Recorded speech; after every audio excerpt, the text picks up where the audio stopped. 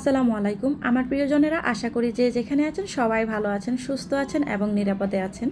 আজকের রেসিপি থাকছে চোখের জ্যোতি বাড়াতে তো সাহায্য করবেই, পুষ্টিগুণের তো কোনো শেষ নেই, ভিটামিন সি তো আছেই। কচুর শাকের একটা ইলিশ মাছ দিয়ে রেসিপি। আমি খুব সুন্দরভাবে গ্রাম থেকে নিয়ে আসা কচুর শাকগুলোকে কেটে ধুয়ে পরিষ্কার করে নেব। আমি খুব সুন্দরভাবে পরিষ্কার করে নিয়েছি, কেটে নিয়েছি। এখানে কিন্তু কোনো পাতা নেই, সবগুলোই ডাঁটা ছিল। আজকে আমি ডাঁটাটাই রান্না করব। আমি একটি বাটিতে ডাল নিয়েছিলাম, 1 কাপ পরিমাণ নিয়ে 3 থেকে 4 ঘন্টার মতো ভিজিয়ে রেখে ধুয়ে পরিষ্কার করে একটি কড়াইতে নিয়ে নিয়েছি। ডালটা বেশ ফুলে উঠেছে। রান্না করার 3 থেকে 4 ঘন্টা আগে এভাবে ভিজিয়ে রাখবেন। এখন আমি দিয়ে দেব আগে থেকে ধুয়ে কেটে পরিষ্কার করে রাখা সে কচুর শাক বা কচুর ডাঁটা যেটাই বলেন। আমি মাথার শাক পাতাটুকু ফেলে দিয়ে বাকি সবটুকুই নিয়েছি, শুধু পাতার অংশটা আজকে ব্যবহার করব না।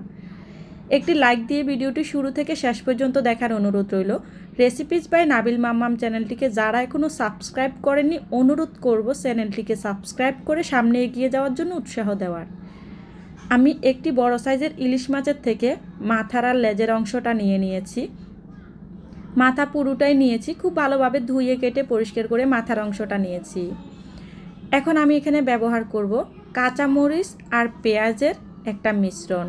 আমি কাঁচামরিচ পেঁয়াজ একটু ব্লেন্ডারে ব্লেন্ড করে নিয়েছি। 5 থেকে 6টি কাঁচামরিচ আর হাফ কাপ পরিমাণ পেঁয়াজ আমি ব্লেন্ডারে ব্লেন্ড করে নিয়েছি। সেই মিশ্রণটা আমি এখানে দিয়ে দিয়েছি।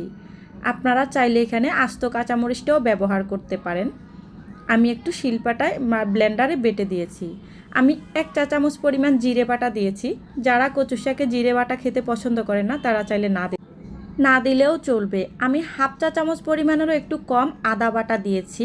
আমি আজকে একটু ভিন্ন রকমভাবে ভিন্ন স্বাদের রেসিপিটা তৈরি করব, তাই আমি এখানে বেশ কিছু মশলা ব্যবহার করতেছি। যেহেতু পাতার অংশটা নেইনি, আজকে একটু স্বাদটা অন্যরকম আসবে। রসুন বাটা দিয়েছি 1 চা চামচ পরিমাণ, খুব বেশি পরিমাণে ব্যবহার করিনি, আপনারা দেখে বুঝতে পারতেছেন। একটি সবুজ এলাচ থেতো করে দিয়েছি। একটি তেজপাতা মাঝখান থেকে ছিঁড়ে দিয়েছি। আর একটি দারুচিনি দিয়েছি ছোট 1 টুকরো পরিমাণ, সুন্দর একটু ফ্লেভারের জন্য দিয়েছি। এখন দিয়ে দেব সমান করে 1 চা চামচ পরিমাণ ধনিয়ার গুঁড়ি। আপনারা চাইলে এনে হলুদ গুঁড়িও ব্যবহার করতে পারেন, মরিচ গুঁড়োও ব্যবহার করতে পারেন। আমি এগুলো ব্যবহার করব না, কালারটা যেন অরিজিনাল থাকে।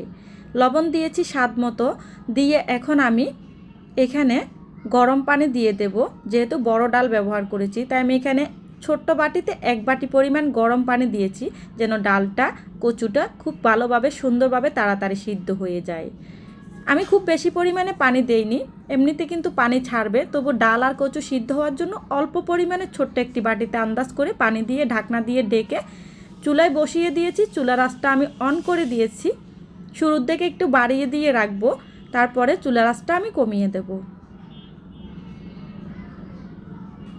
আমি চুলার আঁচটা মাঝামাঝি আঁচে রেখেছি। এবার ঢাকনা সরিয়ে খুব ভালোভাবে সুন্দরভাবে উল্টে পাল্টে নেড়ে চেড়ে দেব। এখন একটু সময় নিয়ে একটু উল্টে পাল্টে নেড়ে চেড়ে দিয়ে এইভাবে করে পুরোপুরি সিদ্ধ হওয়া পর্যন্ত অপেক্ষা করতে হবে। পুরোপুরি সিদ্ধ হয়ে গেলে একটি খুন্তির সাহায্যে এইভাবে নেড়ে চেড়ে খুব সুন্দরভাবে বারবার করে নাড়তে থাকলে এটা এমনিতেই গলে যাবে। আপনারা দেখেই বুঝতে পারতেছেন আমি খুব সুন্দরভাবে এইভাবে বারবার করে নাড়াচাড়ার কারণে খুব সুন্দরভাবে গলে গিয়েছে। খুব বেশি সময় লাগে না, 10 থেকে 15 মিনিটের মধ্যে এই কাজটা কমপ্লিট হয়ে যায়। আমি ভিডিওটা একটু টেনে তাড়াতাড়ি করে দিয়েছি, কিন্তু আমি বুঝিয়ে দিয়েছি। আপনারা দেখে বুঝতে পেরেছেন কতটা সুন্দরভাবে খুব তাড়াতাড়ি সিদ্ধ হওয়ার পর ডাল ঘুটনি দিয়ে ঘুরতে হবে না, জাস্ট খুন্তি দিয়ে এইভাবে নেড়ে চেড়ে দিলে খুব সুন্দরভাবে গলে যাবে এবং খুব সহজভাবে তৈরি হয়ে যাবে।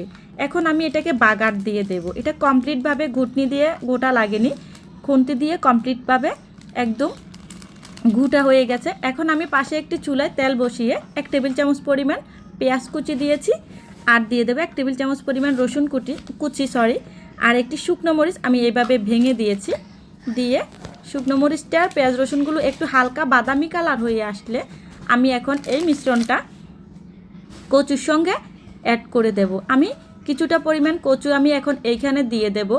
দেওয়ার পরে খুব সুন্দরভাবে নেড়ে চেড়ে প্রথম অবস্থায় মিশিয়ে নেব। তারপর আমি আবার আগের কড়াইতে নিয়ে খুব ভালোভাবে সবগুলো উপকরণ একসঙ্গে মিশিয়ে নেব, যেন খুব সুন্দরভাবে মিশাতে পারি।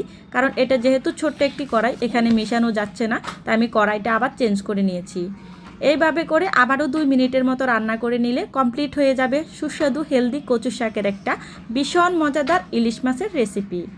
আপনাদের কাছে রেসিপিটি ভালো লাগলে লাইক কমেন্ট শেয়ার দিতে ভুলবেন না।